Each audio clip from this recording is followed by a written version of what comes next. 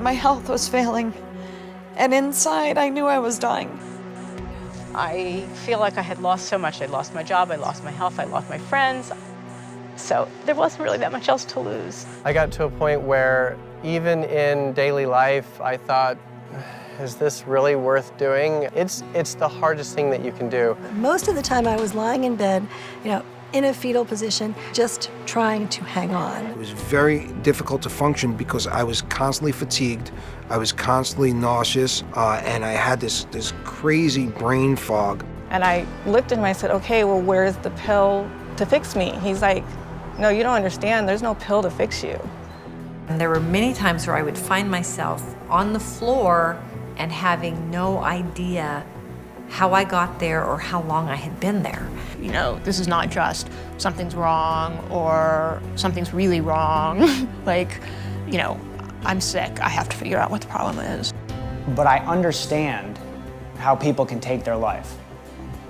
Because you can hit a point where your coping ability is, you just wonder, am I insane? Is this ever gonna end? So if you think about it, we're looking at 45 million people in the US at a given time being in a moldy building. Anybody can have problems from a moldy building, a water damaged building. Anybody can have symptoms. My advice to someone who walks into a building and they start to feel that way is to just turn around and run like hell, because it's poisonous. The vigilance is just Exhausting. exhausting, it really is. But that is our reality.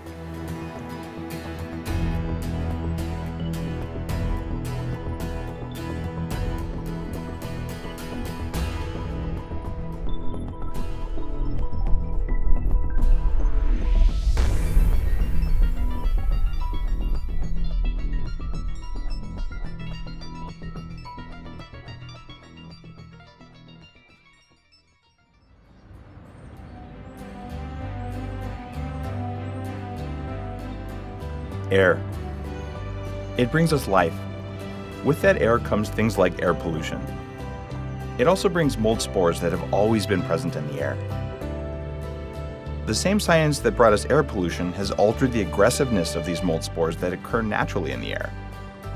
They can take root in your home, in your business, and in your food. And when they do, they make toxins that change how you think, how you feel, and even how long you'll live.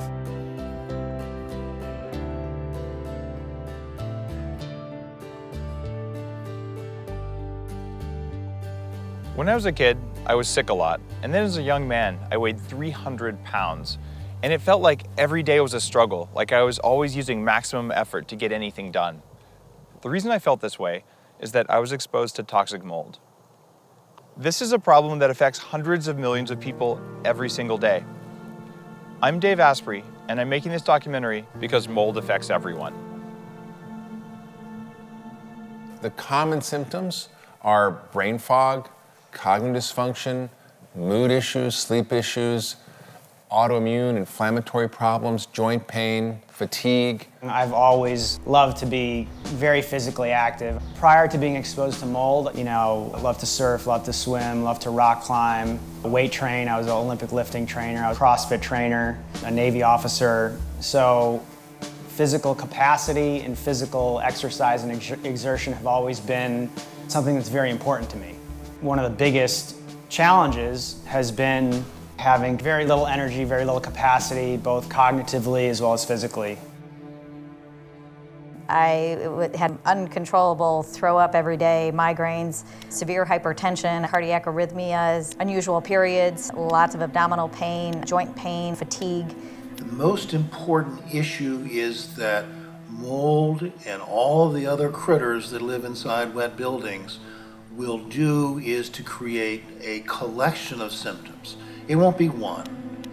it might be one that's noticed, but over time, gradually, days pass, weeks pass, the symptoms grow up until a mean number of symptoms, an average symptom burden of about 20. Once the mold is growing at some place in your house, it's going to release these mycotoxins. The toxins are poisons. They are chemicals. You can't kill them. Right? They are what are causing the problem in mold illness. And they float around your house, and they can deposit themselves on your furniture, on your books, on your possessions, on your clothing. Some people will move, or they'll remediate their house, but they don't take care of the possessions. And so the mold is still there, and it's still floating around, and the toxin from the mold poisons the people. I was so fatigued that I would force myself to walk out to Central Park, sit on a rock for about 30 minutes. I would try to read if I could. I couldn't even pay attention to the words too well. And then I would go back to my apartment and sleep, and I would sleep for another 22 hours. That's about all I could do at that time. It was my daughter's birthday. I was taking her to get clothes at Sears, and I collapsed on the floor. By the time the paramedics got there, I did not have a pulse. I was very scared because my daughter was there and I was literally dying. The molds are part of the total environmental load. And if you picture yourself as a barrel, molds, pesticides, solvents, bacteria, viruses all fill that barrel. And then the mold gets excess from your house or your office or your work. It may spill over, and then you start getting symptoms, screw up your immune system and your enzyme detoxification systems, and then cause illness or dysfunction. Too many people have this little lie in their head. I can't remember anything, but I'm 40, that's normal. It's like, no, something's the matter, you have bad habits. I can't remember anything, I'm 50, well, that's because I'm 50. That's normal. No, that's because you've been exposed to something or you have bad habits. Or, well, I'm 70, and, well, 70-year-old people have memory problems and brain fog, and I'm like, no, they don't, unless they've been exposed to something or they have bad habits. So it's never normal to have brain symptoms. That's not normal. It's the sign of trouble. Lack of focus and concentration can cause you to lose words when you're talking, can reduce short-term memory in time, can cause reduction in long-term memory. It can cause you to become disoriented, where you forget your own name for a few seconds, or you can be driving around in your neighborhood and kind of look like, where am I, for a few seconds, till you track. Yeah, it can be devastating. And we have patients that have lost their jobs because their cognitive abilities had declined so much that they were unable to perform their duties. Unfortunately, exposure to mold and water damage conditions has been widely documented to cause significant neurocognitive effects. One of the most disturbing ones was a study in Poland of young children in water damaged buildings that showed significant IQ drops. It's totally possible to be exposed to mold, to take your IQ from 130 to 115, so you're still normal, you're actually still pretty good normal, but you hate how you feel, because you can tell that there's a big change and a big difference. When I first started getting sick, it started with just kind of isolated, like, panic, anxiety attacks. And they would get better, and I would just kind of shrug them off, and then it became an everyday thing. And then the fatigue started setting in and all kinds of other symptoms, tingling in the arms and shooting pains.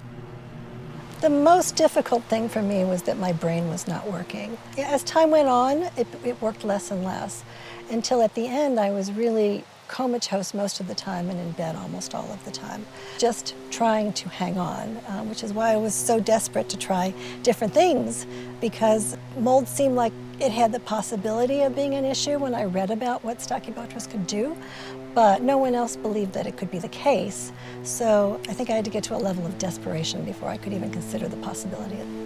It was early in the 1970s, perhaps 1969, that fungicides were added to paints for the first time.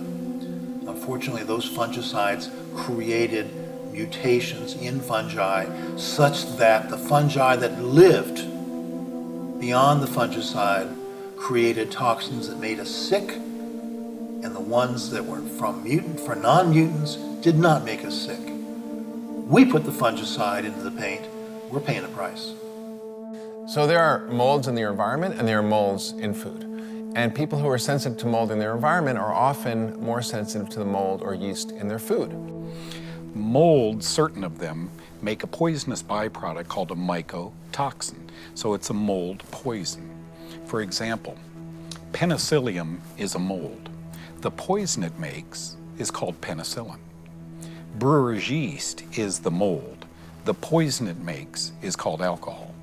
And of course, we all know alcohol is neurotoxic. Few people know, although this was published in the year 2002, I believe, in the Journal of the American Medical Association, Dr. Ruth Etzel published this, that our corn supply in America is commonly contaminated with these fungal metabolites, that peanuts in America are commonly contaminated with these fungal byproducts. Even today, we're learning more and more about our coffee supply in America being contaminated with these fungal products. These are not okay to eat in large doses. So if you love that cup of coffee and you drink a moldy coffee every day, it may have an adverse effect on your health. The problem is you run from doctor to doctor to doctor trying to get an answer as to why the brain isn't working, the heart is pounding so fiercely, the skin is breaking out. And no doctor today is going to equate a moldy coffee, a moldy bowl of popcorn, or peanuts that you get at a restaurant to that symptom pattern, and yet scientific literature is really picking this up now. Foods that we know are higher in mycotoxins are grains, nuts, coffee, chocolate, wine. A lot of times people who have been exposed find that they can't tolerate those foods anymore. I was sweating and nauseous. The nausea, obviously I couldn't eat. My bowel movements were all changed, and because of that, I lost approximately 20 pounds. People were looking at me, and it was obvious I was very, very sick. I did not know what was making me so sick. Within a matter of 2 to 3 weeks, I went from size 2 to size 14, and then pretty soon I was size 18. Weight gain is incredibly common.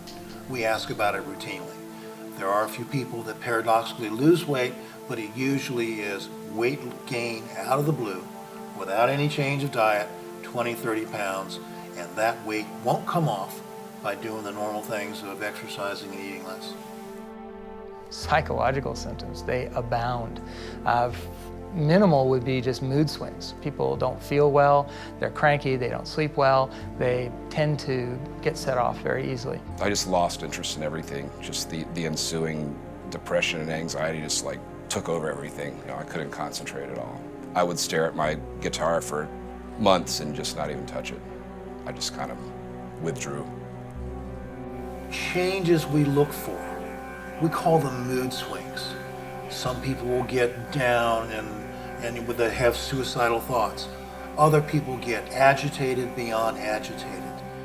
So one of the areas that's also damaged with mold is an area called the amygdala. So the amygdala is underneath your temples and behind your eyes. Little almond-shaped structure that when that is damaged, people can have rage for no reason. And it can devastate their relationships, it can devastate their work, and people will judge them as bad when they're really not bad, they're sick. I would have this sway and moodiness. My girlfriend would see me happy at one moment and then immediately just angry or frustrated for no reason. Even at home, I would be sitting on the couch and I would just feel a wave of anger or some other emotion come over me. I felt like, from an emotional standpoint, my life was completely out of control and I had absolutely no idea why. So people who have moldy brains hate themselves because they don't know why they're acting that way, and they don't understand it's medical, and so they assume it's moral, that they're choosing to act this way, and they hate themselves. I mean, the loathing. and their families hate them too.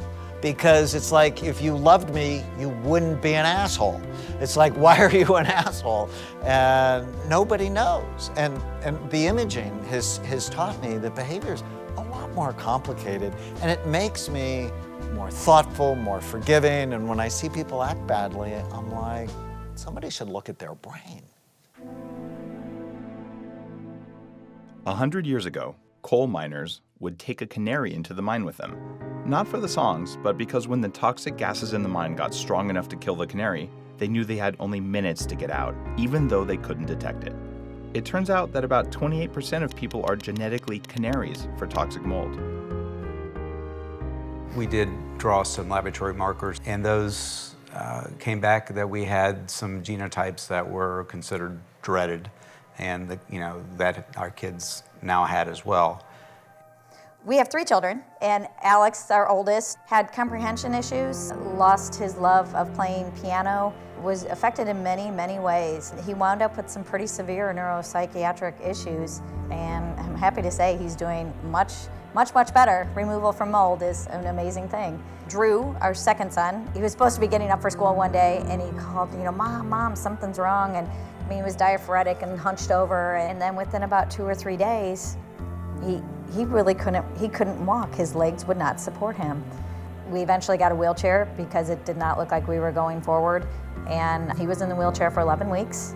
We started him back on his mold detox, and sure enough, within days of being on the mold detox, he was able to stand on his legs again. So we thought, this is the pathway we need to be going. No child should have to go through that. Our oldest has had a severe crisis. Drew has had a severe crisis. And I hold my breath as a mom. I know that Olivia's numbers are very high, and that concerns me. The percentage of people that have positive biomarkers varies based on the biomarker. If we were to look at the genetic predisposition, about 25 to 28% of the entire population of North America have the genetic predisposition to have problems with water-damaged buildings. That's a pretty huge amount. That's 75 million people in the United States. The vigilance is just exhausting. Exhausting, it really is. But that is our reality.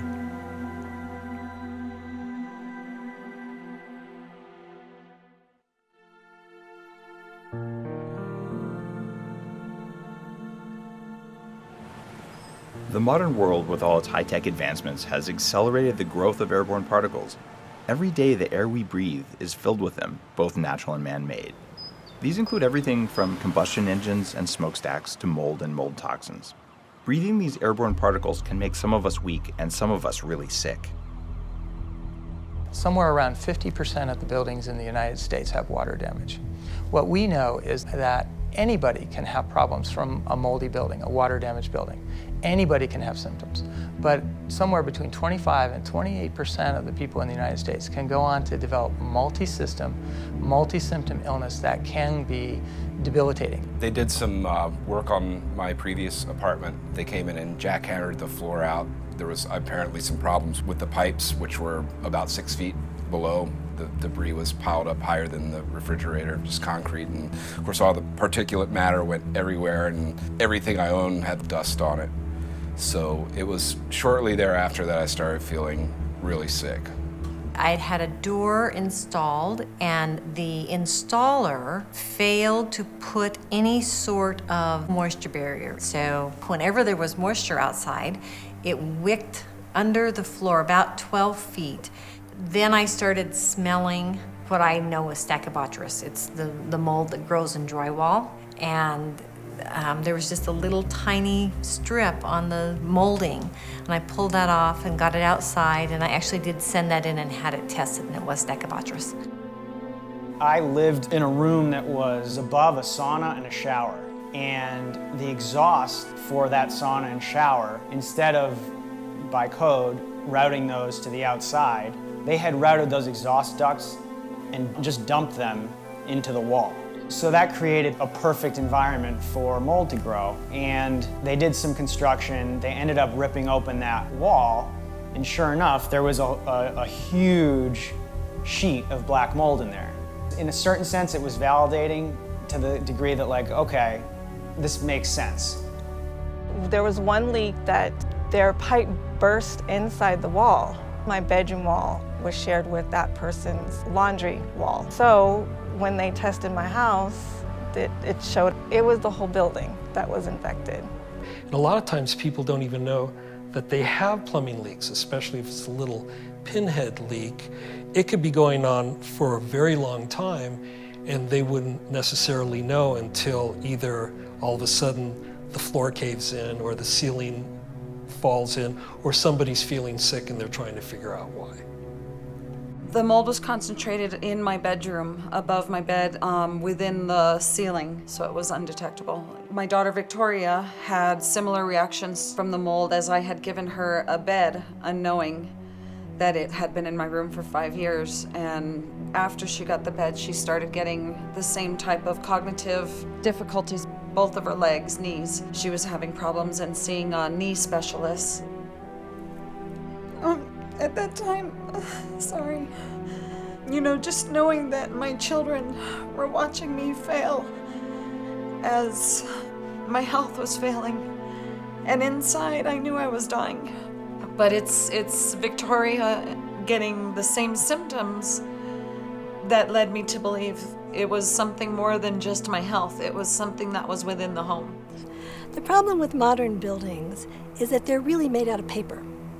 They're made out of drywall, which, you know, basically works like paper. When it gets wet, it gets soggy, and it provides wonderful mold food. We also have HVAC systems where we collect the dust in the HVAC systems, and with moisture in there, that provides a pretty good environment for mold to grow, just even if you don't have a leak in your house. We didn't have this kind of building before 1970. So a lot of the reason that this has emerged in the past 40 years is because we built buildings in ways that no one in civilization has ever done. I moved into an apartment on 5th Avenue, Central Park views, everything that I ever wanted, a LEED certified building. So I thought for sure, from an environmental perspective and from an air perspective, everything should be perfect. I started to recognize that when I walked from the elevator to my apartment door, just that short walk, I started wheezing a little bit. I didn't feel very well. I wound up doing what's called an ERMI test, and that test in the apartment was a 4, and the test in the hallway was a 13. The problem here is they didn't condition the air before they put it into the building. So if it was 90 degrees out here and 90% humidity, within minutes my hallway would be 90 degrees and 90% humidity, to the point where I could take my finger along the wall and actually have water on it. It had turned into a giant mold greenhouse. One of the real problems with mold is that it's very hard for us to control. So if we can build the safest house in the world, we can make sure that it doesn't have any lead paint in it, we can make sure it doesn't have any asbestos in it, we can go out of our way not to use any harmful chemicals in our home. But mold hides. I think one of the most amazing things was that there was very little mold. We had 2 areas that had mold in them. One was a leak under the bathtub, and one was the French doors upstairs, and that had not been flashed properly. We didn't have a big black fuzzy wall. We had mold behind a wall that nobody ever saw, and it got in the air ducts.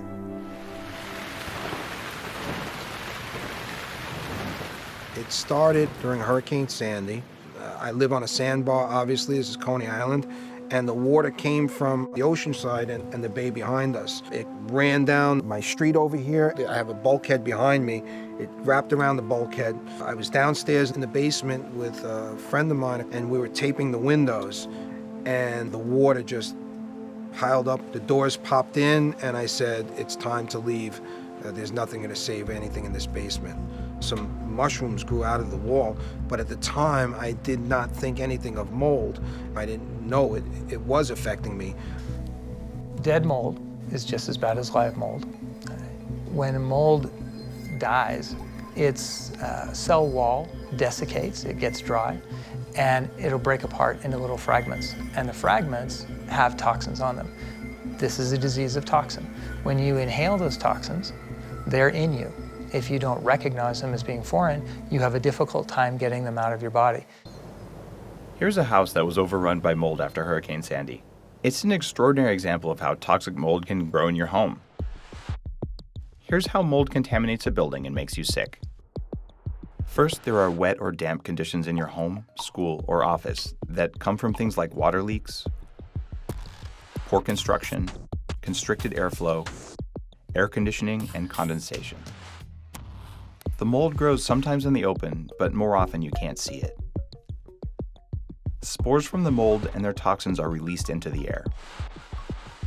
When there's mold in your environment, it contaminates your furniture, your clothes, and everything you own. You and your family are exposed to the toxins. You get systemic body poisoning from mold toxins. After you're sick, mold can directly invade and infect your already weakened body, which makes you feel not very good, so you stay home, which makes you sicker and sicker, because that's where the mold is. What you can't see can hurt you. We just came out of this house. There's black mold in the ceiling. There's water damage all over the place. What happened here? We did some air testing. We found mold spore counts were in the thousands for Aspergillus, Penicillium, also Stachybotrys. So as you walk through the house, before we tear everything out, you can see water stains in about 12 or 13 places throughout the house. On the upper floors, in the basement, there's a 3-foot water line. I noticed in the kitchen, I pulled down some of that drywall, and there was no marks at all on the paint. And you peel back the paint, and there's layers of cardboard just full of black mold. Most times, the moisture originates from behind the wall. So when you're looking at a wall and it looks okay on one side of the wall, we know that when we pull the drywall out, the back of the wall is going to be 10 times worse than the front of the drywall. The first thing that we do when we come into a house is a pre-treatment. So we'll fog the house once to kill the majority of the mold, surface mold, so that it protects the guys. The next thing we do is we're going to take out all the carpets. We'll take the carpets out first because the carpets are the most porous materials in the house that are going to hold the most non-visible mold. So once the carpets are out, we have a better slate to work on. Then we're going to tear out all the drywall. We're going to go room by room. Once all of the drywall is out, all of the insulation is out, then we'll determine whether or not subfloors have to come out. In this particular case, you saw us ripping up the hardwood floors. After everything's out, all the nails are pulled, all the screws are pulled, all the insulation is gone. Any porous material that could fail an air test has got to be removed. And then after that's done, then we start the fogging. Mold is a living organism. As soon as the fog hits the mold, it foams up. So we know to scrub that area, fog it again, scrub it, fog it again.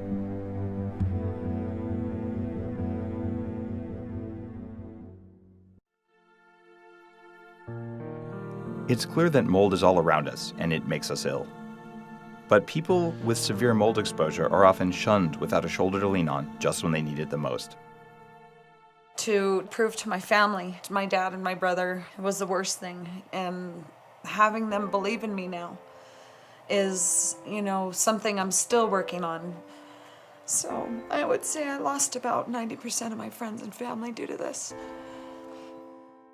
I was living in an environment where at a certain point, a number of people were sick, and at a certain point it just became a forbidden topic. You couldn't talk about it, you couldn't mention it, and anyone who's saying they're sick from the air, from the mold, hey, we've remediated this place, you're a hypochondriac, this isn't real, you're making it up. So what we see with people who have mold toxicity is really they start getting into enthusiasm bankruptcy. And so, when the body is healthy and robust, the mind is clear, the spirit shines. But as we start taking arrows, whether it be mold or some other chemical toxins, and the body starts collapsing in on itself, it doesn't have enough to use to get through its day-to-day, and it can't combust enough to generate that light so that your spirit is healthy and intact. Losing my home didn't feel like a big deal at the time.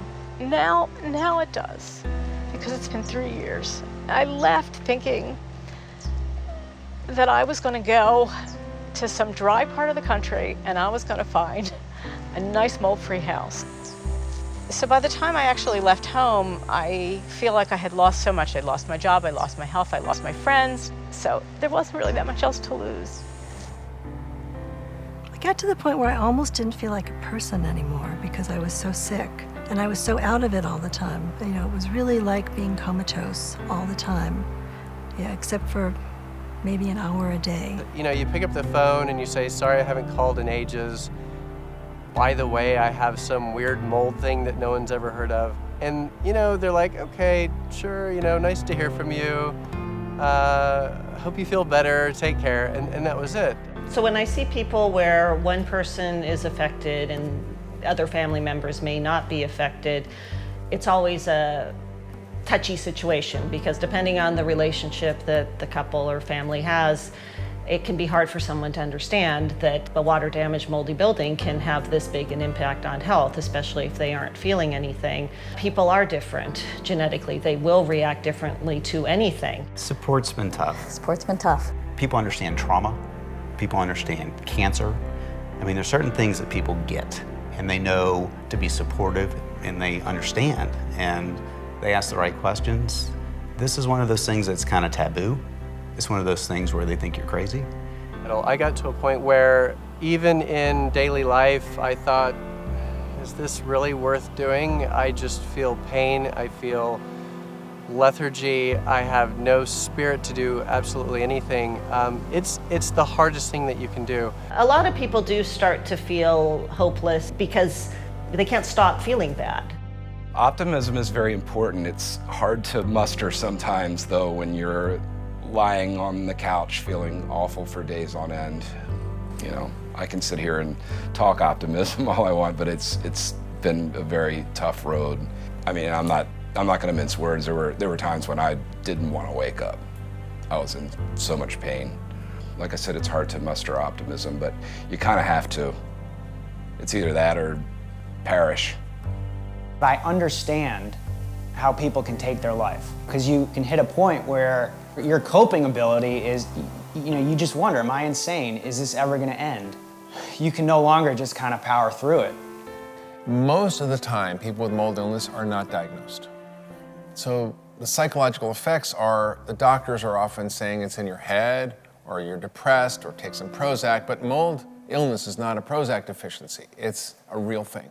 And because the doctor has missed it or not diagnosed it, it doesn't mean that you're crazy. It means that you have not been adequately diagnosed. So the key is to not lose hope, to find the resources you need, and to get properly diagnosed. And that's the way out. The fight, it has been, that is when we have down days.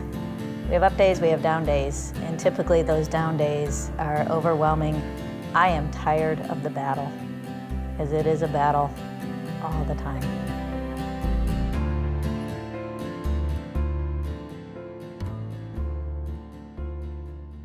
Scientific research is now documenting the seriousness of mold. Doctors need to know about mold illness so they can properly diagnose and treat their patients. The data is there. Probably at least 50% of my patients have been told that they were crazy, or they were making things up, or they needed to see a psychiatrist, or that there was something wrong with them, but it wasn't physical. When I woke up the next morning, I couldn't walk. At first, I thought it was an extreme version of like what happened after exercise, except I hadn't exercised, and it was worse. And the neurologist said there was nothing neurologically wrong with me, which was pretty bizarre because like I was lying on his examining table, barely able to move. Like shifting my legs on the table was utterly exhausting. And he was like, no, you're neurologically fine, which was pretty bizarre. And he diagnosed me as having chronic fatigue syndrome. And clearly for him, all that meant was, I can't help you. If I were a physician talking to the public today about common symptoms I see in mold-impregnated patients, I don't think I'd have a lengthy list. I think it'd be a very short list. For example, jock itch, toenail fungus, vaginal yeast, ringworm. That's about where I'd go with it. Most physicians simply would not believe that asthma, chronic sinusitis, even some cases of bronchitis and some cases of cancer are intimately linked with mold and their poisonous byproducts. This is documented in the scientific literature. So there's this chasm that exists between what we're hearing or talking to our private physician about and what he is prescribing for us. The problem is most doctors don't think about mold. They don't take a good mold history. They don't ask them about where they live or where they work or what's going on. I had a patient, for example, who had mold in his office. In one of the air ducts, there was a rotten sweatshirt in there that was full of mold. It was blowing mold spores and made him chronically ill. I would say about half of the doctors, there was doubt that I was making it up. I was sent to a neuropsychologist to actually prove whether or not my brain was functioning correctly or if I was actually making it up. I saw several local doctors, and I wasn't getting any diagnosis other than, oh, you're just having general anxiety. So they were just throwing Valium at me and Zoloft and all the typical things. It didn't occur to anyone that there may be something deeper going on. For me, being told this is something you're making up, I mean, I had like 7 or 8 different systems that were not working at one time. People are looking for help because they know they've got symptoms, but the standard blood tests that are done by the physicians are normal. The standard approach to thinking does not include the time in an interview needed to bring out 25 different health symptoms. The process of learning to trust my intuition in learning to avoid mold has been a really amazing thing. I'm a science writer, and it's really changed my relationship to science in a lot of different ways. Most scientifically minded people tend to think in terms of placebo-controlled, double-blinded trials, and that's great. I mean, we need a lot of those, and we don't have them, and I'm all for it. At the same time, it has forced me to think about what we can understand, how we can use the tools of science when we don't have a budget, when we don't have people in white coats, and we're having to figure it out for ourselves.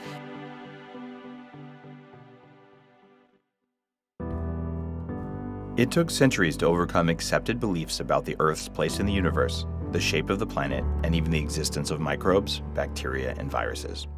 Each wave of discovery has had its resistors, but the truth always wins out. This is happening now. We are seeing mold exposure and chronic disorders in a new light, and science has confirmed what sick people have been saying for years. The problem is around us in buildings with windows that never open and recirculated air.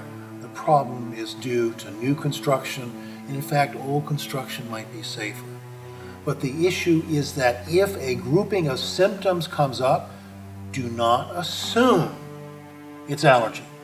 Don't assume it's depression. Don't assume you're making it up.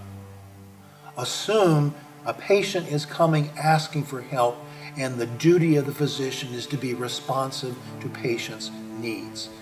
Probably every doctor in the United States is treating mold illness. They just don't realize it. They think it's a combination of inflammatory bowel syndrome and chronic fatigue syndrome and multiple sclerosis. And so there are multiple different diagnoses for these patients. We say in medicine that the approach to diagnosis should be history, history, history. So that's the first thing. So you want to take a very good history and find out if someone has mold exposure, if someone lives in a moldy environment, if they did live in a moldy environment, then moved out, if they have mold at work, what kind of building they live in. And then there's laboratory tests that help to confirm inflammation in the body and hormonal disruption and brain disruption that happens as a secondary cause of the mold that we can actually measure. I started scouring the internet trying to find someone who could maybe help me. And when I found my current doctor who treats me for mold, she did a whole array of tests so I could get the diagnosis. Then when I moved into my place 6 years ago, immediately the chronic fatigue started to get worse. As the years went by, it progressed and it progressed. The pain got worse. It affected my walking. I lost the ability to use my legs. The pain would be so severe. The legs were so weak that I had to use braces on my legs and a cane just to prop myself up from falling over, basically. They sent me to a neuropsychologist, and he detected that there was some sort of brain damage on the left side of my brain, and it was dying. So my experience, seeing hundreds of moldy brains, is they look what I call a toxic brain. So a healthy SPECT scan is fat, full, even, symmetrical, beautiful. But the toxic exposure from mold, it begins to shrivel it. So it goes from this big fat grape and it begins to take on the shape of a raisin, which means there's lower blood flow, lower activity across the cortical surface. It's not one you want. This illness is readily identifiable. The illness is readily treatable. The illness does not have to ruin lives. The problem is not confined to grandma's wet basement. My recovery has quite a bit of ways to go. My biggest hopes and dreams are my daughters and I have no more pain. Testing is so hard because there's not enough doctors that are knowledgeable and that are willing to believe. So what we do at Amen Clinics for people who have mold toxicity in their brains is, one, a really good workup, partner with a mold expert, and then make sure we're doing all the things we can to repair their brain. The exciting thing is when we see the damage, they're not stuck with that. And we can tell how much recovery is possible scanning them 3 months, 4 months, even 6 months later. There's a principle in functional medicine called the TAC rules. And the principle is this: if you're standing on a TAC, it takes a lot of aspirin to make it feel better. The treatment is removing the TAC. So in the case of mold, you have to remove the person from the moldy environment. Otherwise, they don't get better. We came back from a trip to Colorado where we had done a little bit of camping, basically because I had started to become so hyper-reactive. We started cleaning up our house to get rid of all the mold, but at that point I was so sensitive that I just knew I was going to have to leave Ohio. And I camped in the backyard and started getting cold. It started getting wet. And I said, I'm going south and west where it's dry, and I'm going to stay as long as I need to. And it just turned out that things escalated. So I kept moving further south and further west, and this is where I ended up, in Palm Springs area. I went out to the west. I spent some time camping, and I realized that I felt so much better when I was really away from the city and in a place where there weren't too many people and where the air was really clean. The mold avoidance helped me feel much, much better. The toxins are very good at hiding themselves in fat cells, and the brain has a lot of fat in it, and as long as those toxins are in there, you're probably not going to be able to think as well. So what I found is that if I were to go into a really pristine place, then my body would start shedding toxins really, really fast. So avoidance, but through detoxification, was really important for me. It was so dramatic for me. I mean, the reactions were so dramatic, and then the improvement after I started avoiding mold was so dramatic. Like, nobody could deny it. The absolute most important thing is get completely away from the exposure. The items that you had present in the home are very likely contaminated and will make you sick. If you move with everything you have, you're taking your problem with you. I went to the doctor and she said, if you don't get out of your house, you could die.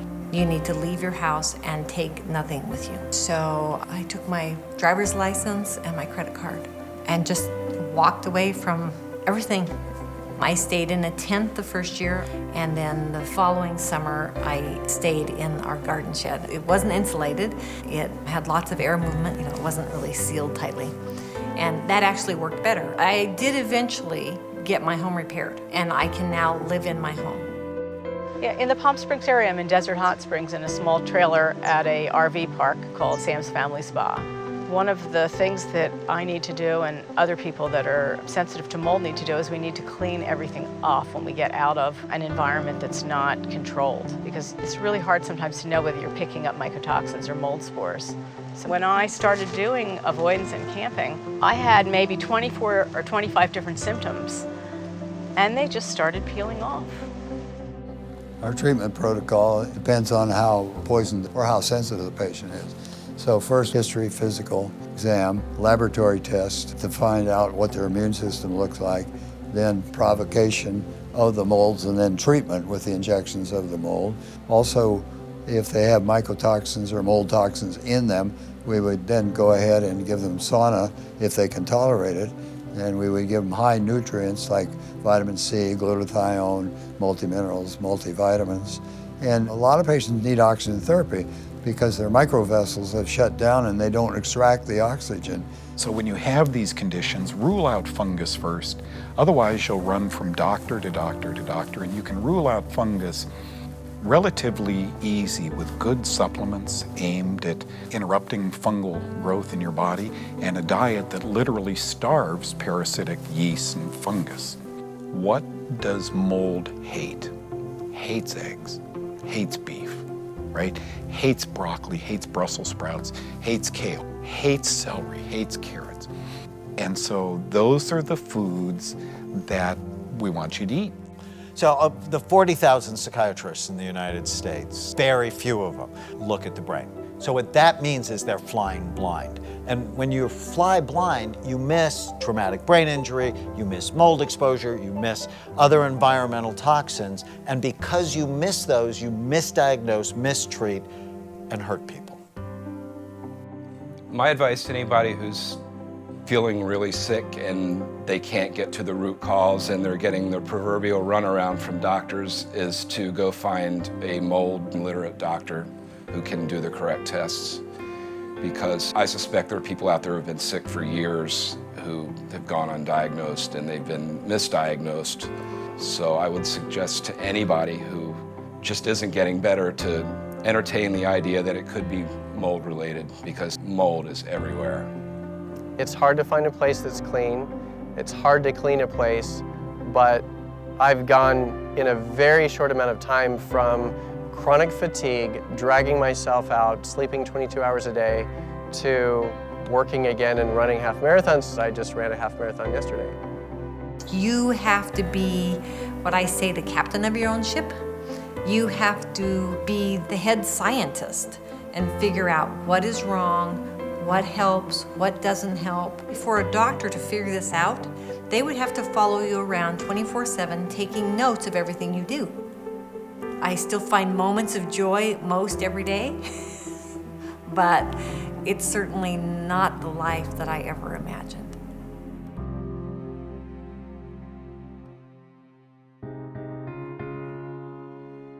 Look around.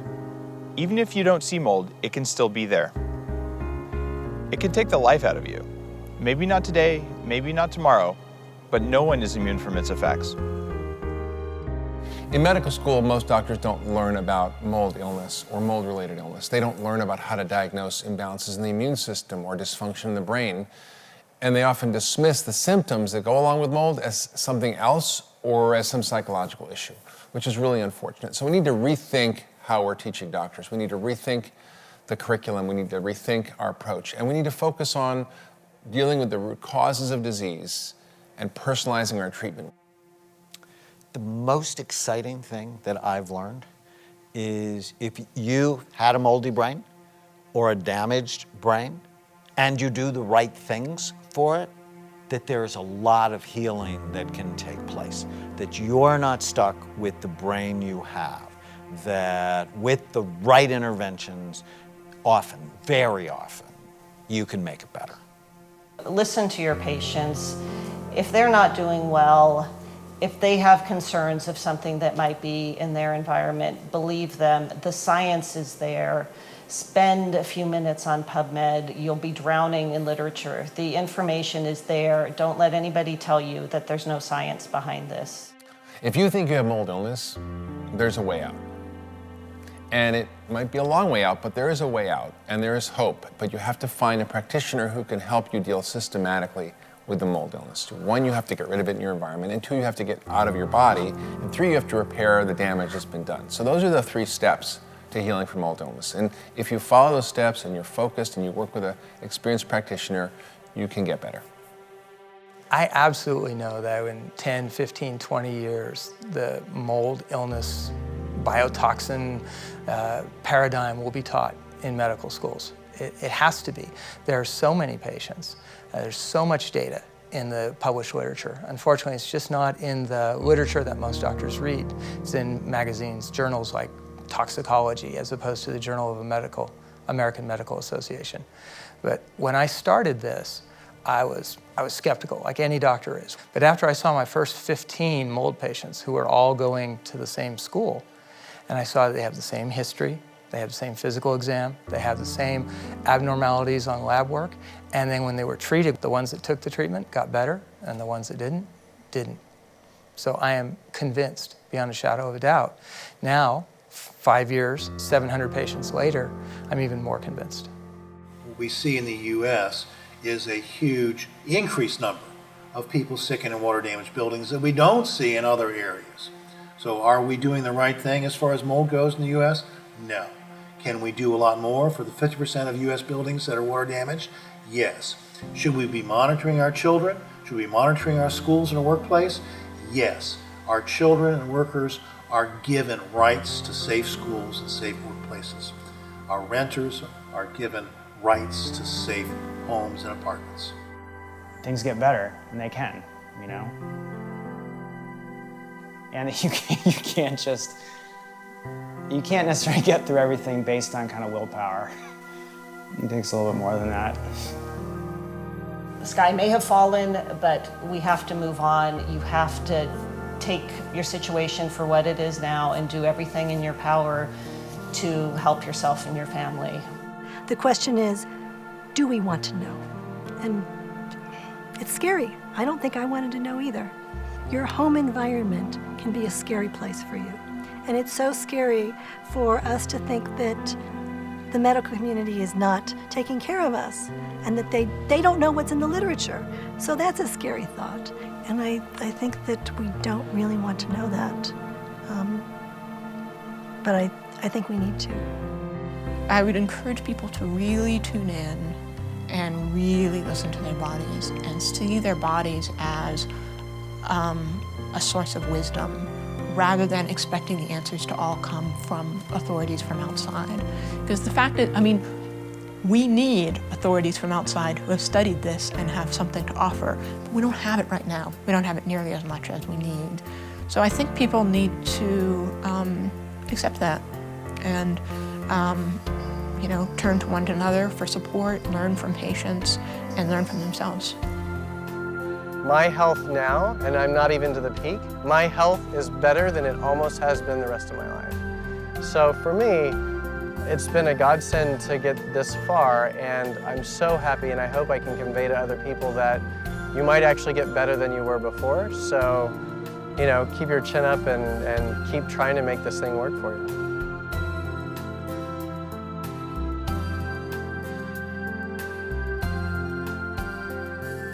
Walking up to the Cross of Martyrs is a very special place. It overlooks the whole city of Santa Fe, New Mexico. And the actual cross was built by kids from the high school, when I went to high school here, from the welding class. And the walk is a steep incline, which I would have never been able to do a year and a half ago. And it just really is a big accomplishment for me to know that I have come so far. And my daughter can walk up with me instead of both of us having matching knee braces and everybody looking at us wondering what's wrong with us. It's a whole new step. It's a whole new life has been breathed into me.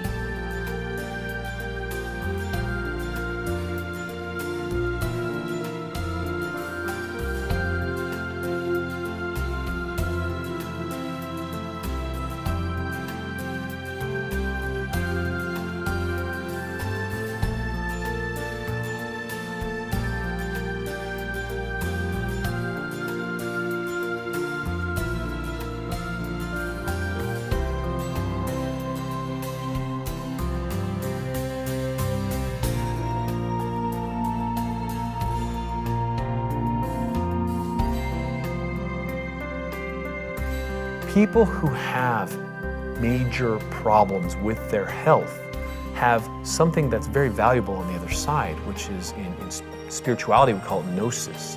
It's an understanding of who you are fundamentally. And you can turn this malady into a gift because you become so hyper aware and sensitive to your environment, to the foods that you eat, to your interactions with people. Hey, that shirt that you're wearing is moldy.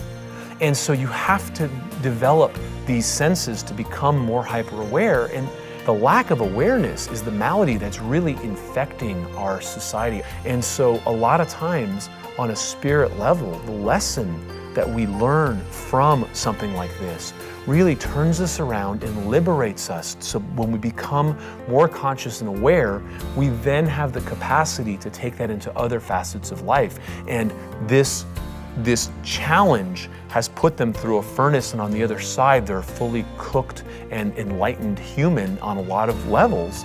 They're spiritually lighter, they're awake, and it's a gift, and they see it as such. So if you're in a situation where you feel like you've lost hope and you've been at this for so long and you've tried all these things and it's just roadblock after roadblock and you're at the point where you just don't have the energy, you don't feel like fighting anymore, it's because you've used up all your willpower trying to do something that isn't fixable with the trajectory you were on. So you have to change course, right? And as you start to change course, as you learn what it is that is bothering you and learn what it is that's going to enhance your vitality, what happens is you have some energy that gets liberated. And you use that almost like profit, right? You start to use that and reinvest it in getting better and better and better. And eventually that enthusiasm comes back, that hope starts to come back, and you feel well. It's really hard on the other side of it to think that it's hopeless, but that's because you've been clouded by this really spiritual malady that comes from being under the burden of something like this for too long. And I'd love to say to you that there's plenty of hope. What you have to do is just get on the other side of the problem, and then hope starts to bubble back up.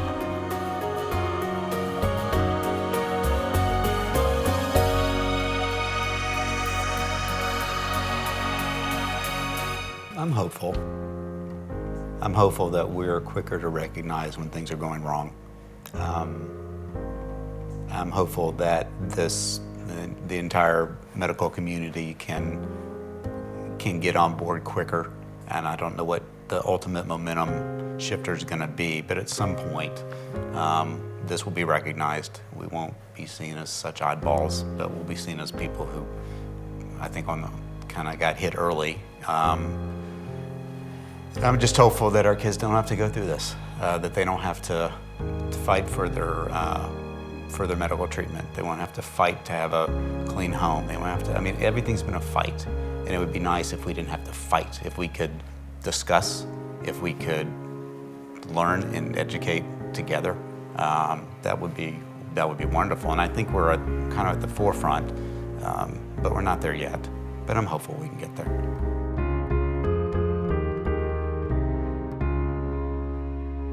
Mold and mold toxins in the environment and mold in food does something more than make you physically sick or even dysregulate your emotions.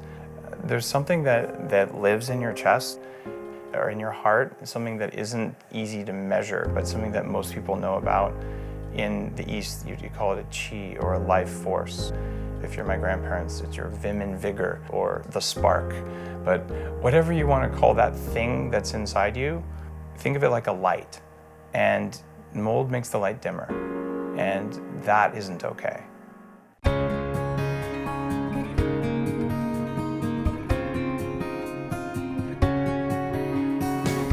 It's hard to walk a mile in another man's shoes.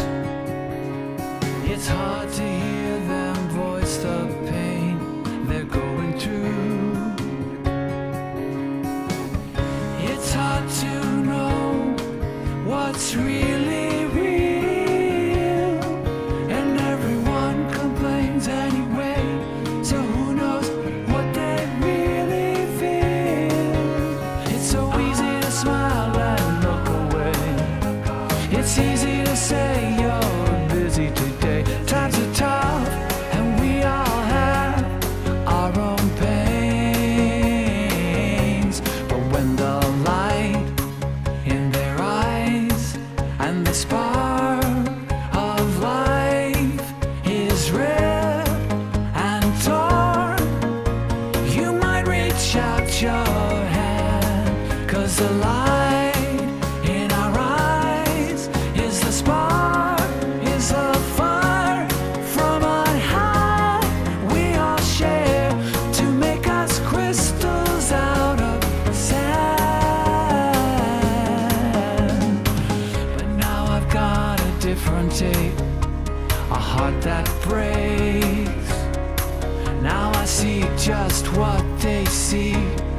got some sympathy.